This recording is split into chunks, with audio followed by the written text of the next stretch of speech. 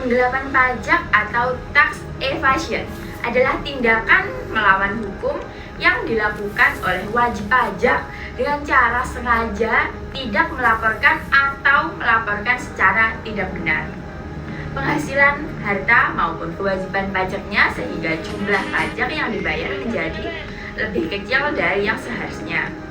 Tax evasion merupakan pelanggaran serius terhadap peraturan perpajakan dan dapat dikenakan sanksi administratif maupun pidana.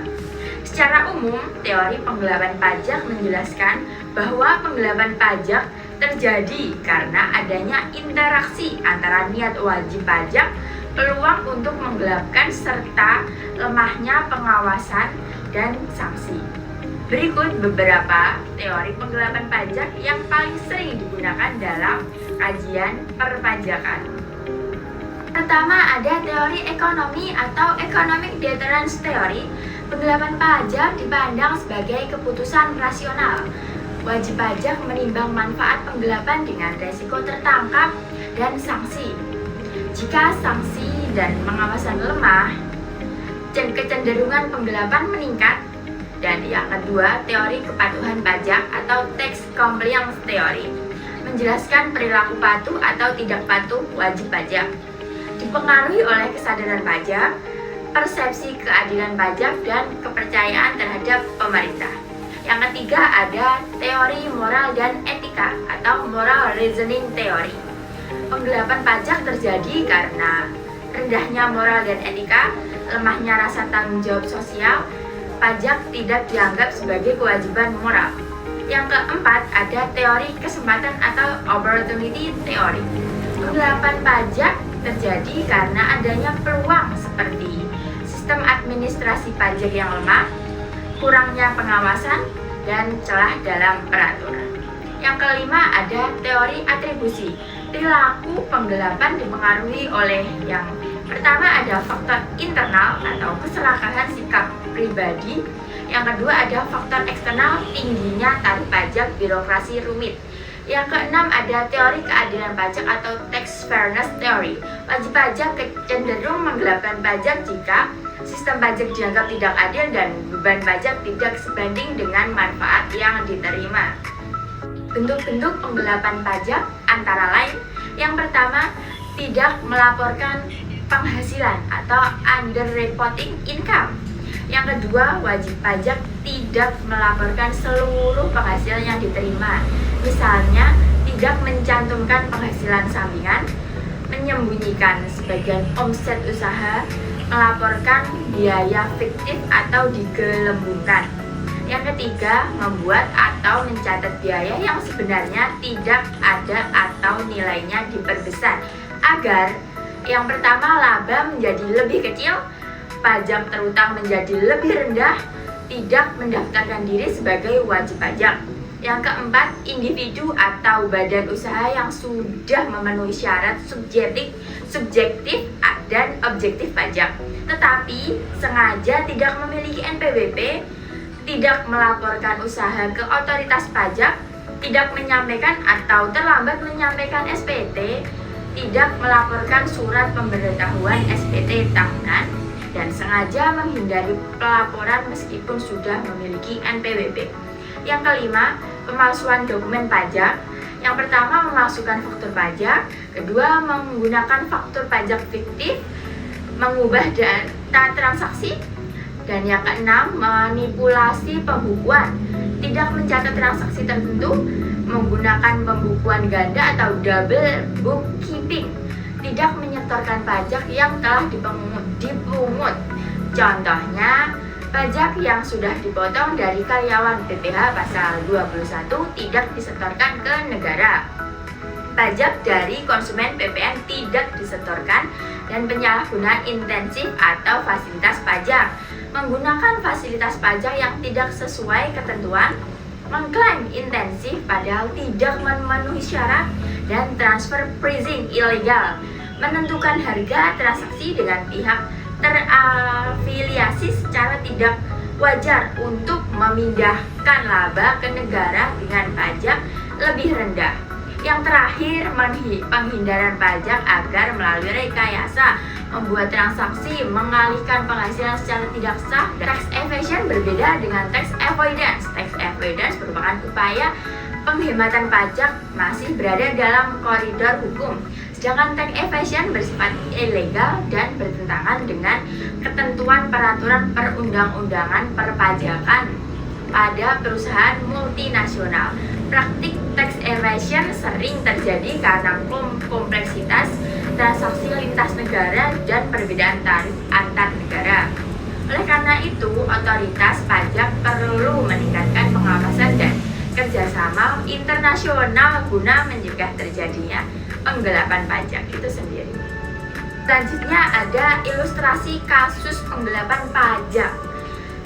Yang A ada profil perusahaan. PT Nusantara Global Technology merupakan perusahaan multinasional yang bergerak di bidang perdagangan, distribusi, dan pemasaran perangkat elektronik serta produk teknologi informasi. Perusahaan ini berkedudukan dan terdaftar sebagai wajib pajak badan di Indonesia dengan kegiatan usaha utama berupa impor, distribusi, dan penjualan produk teknologi ke pasar domestik maupun internasional. Dalam rangka memperluas jangkauan pasar dan meningkatkan daya saing global, PT Nusantara Global Technology mendirikan beberapa cabang dan anak perusahaan di luar negeri yang berfungsi sebagai pusat distribusi, pemasaran, dan pendukung operasional regional. Struktur usaha lintas negara ini menyebabkan perusahaan memiliki sumber penghasilan dari berbagai yurisdiksi pajak dengan tarif pajak yang berbeda-beda. Adapun negara tempat PT Nusantara Global Technology menjalankan kegiatan usahanya meliputi Austria sebagai pusat distribusi produk ke kawasan Eropa Tengah, Malaysia sebagai basis pemasaran regional Asia Tenggara, Singapura sebagai pusat perdagangan dan hubungan logistik internasional, Filipina sebagai pasar penjualan dan distribusi produk teknologi. Selama tahun pajak 2024, PT Nusantara Global Technology memperoleh penghasilan neto sebagai berikut. Sumber penghasilan jumlah penghasilan dalam negeri 3,2 miliar, Austria tarif pajak 23%, 2,8 miliar, Malaysia dengan tarif pajak 24%, 1,9 miliar, Singapura dengan tarif pajak 17%, 2,5 miliar, dan Filipina tarif pajak 25%, 1,6 miliar. Kasus penggelapan pajak dalam pelaporan SPT tahunan PPh Badan PT Nusantara Global Technology melakukan penggelapan pajak dengan cara yang pertama tidak melaporkan penghasilannya yang berasal dari Filipina, yang kedua melaporkan penghasilan dari Australia hanya sebesar 1,5 miliar saja, padahal penghasilan sebenarnya sebesar 2,8 miliar. Untuk perhitungan pajak dan kerugian negara, bisa kalian lihat di sini. Perhitungan pajak yang seharusnya dibayar: A. Total penghasilan kena pajak. Penghasilan dalam negeri 3,2 miliar, Austria 2,8 miliar, Malaysia 1,9 miliar, Singapura 2,5 miliar, Filipina 1,6 miliar. Jadi total penghasilannya 12 miliar. Untuk yang B, PPh badan terutang untuk Indonesia sendiri 22%. 22% dikalikan 12 miliar menghasilkan 2,640 miliar. Yang C, PPh maksimum yang dapat dikreditkan PPh pasal 24 sesuai dengan ketentuan pasal 24 Undang-Undang Pajak Penghasilan.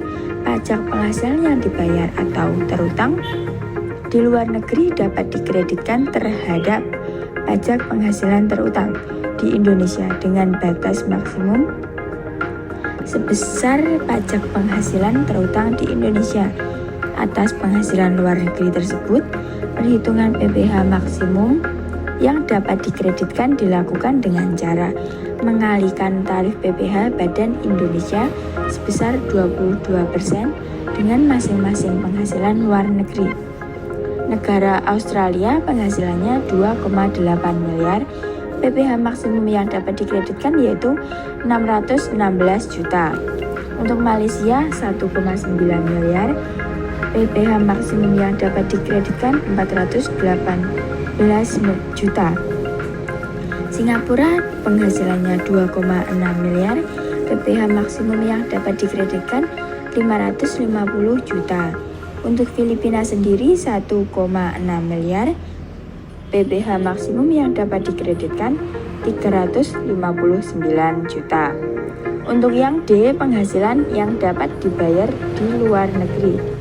Negara Austria tarif pajaknya yaitu 23%, penghasilannya 2,8 miliar, PPh dibayar 644 juta.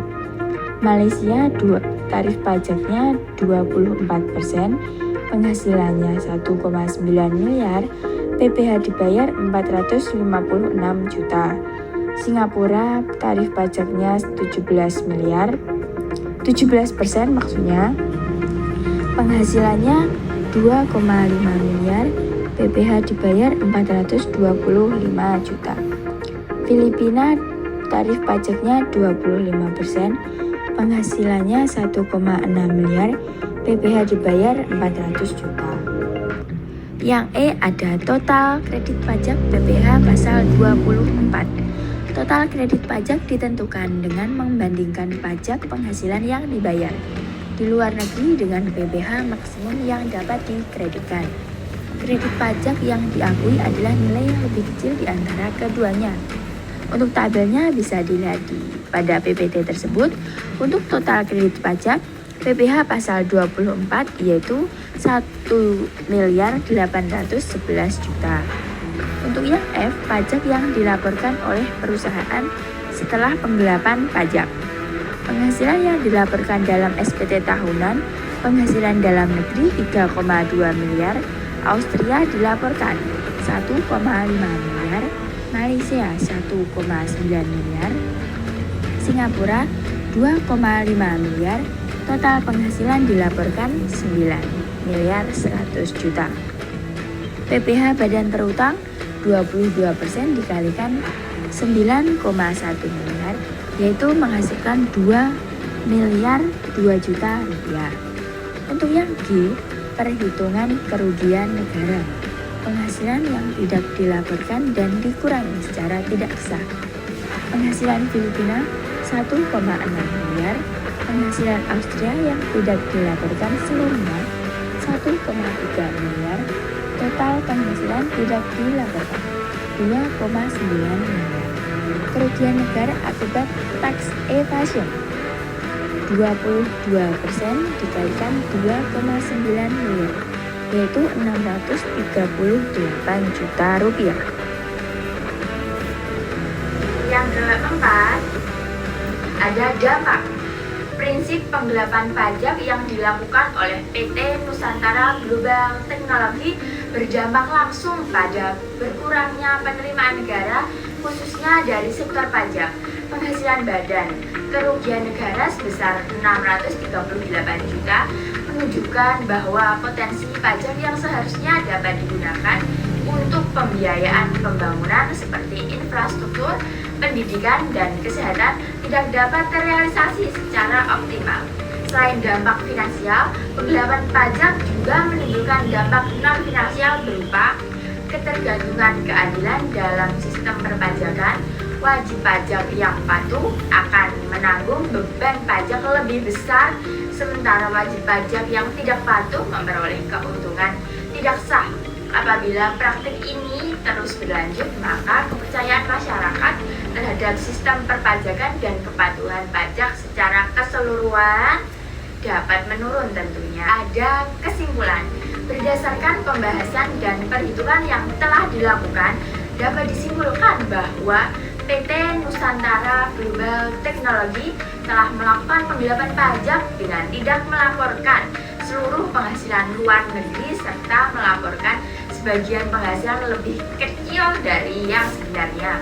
Praktik ini menyebabkan jumlah pajak yang dibayarkan menjadi tidak sesuai dengan kewajiban pajak yang seharusnya. Penggelapan pajak yang dilakukan perusahaan multinasional tersebut menimbulkan kerugian negara sebesar 638 juta. Kerugian ini berdampak langsung pada berkurangnya penerimaan negara serta menciptakan ketidakadilan dalam sistem perpajakan. Selain itu, praktik ini juga menunjukkan rendahnya tingkat kepatuhan pajak dan lemahnya transparansi pelaporan keuangan. Oleh karena itu, diperlukan pengawasan yang lebih ketat dari otoritas pajak, peningkatan kerjasama perpajakan internasional, serta kesadaran wajib pajak untuk memenuhi ketentuan perpajakan. Kepatuhan pajak merupakan bentuk tanggung jawab wajib pajak dalam mendukung pembangunan nasional dan mewujudkan sistem perpajakan yang adil dan berkelanjutan. Baik, itu tadi adalah presentasi dari mini project perpajakan dengan tema penggelapan pajak tax evasion, studi kasus perusahaan multinasional dengan dosen pengampu Ibu Novi Koryawati, SE MA ACC. Terima kasih banyak. Bye-bye.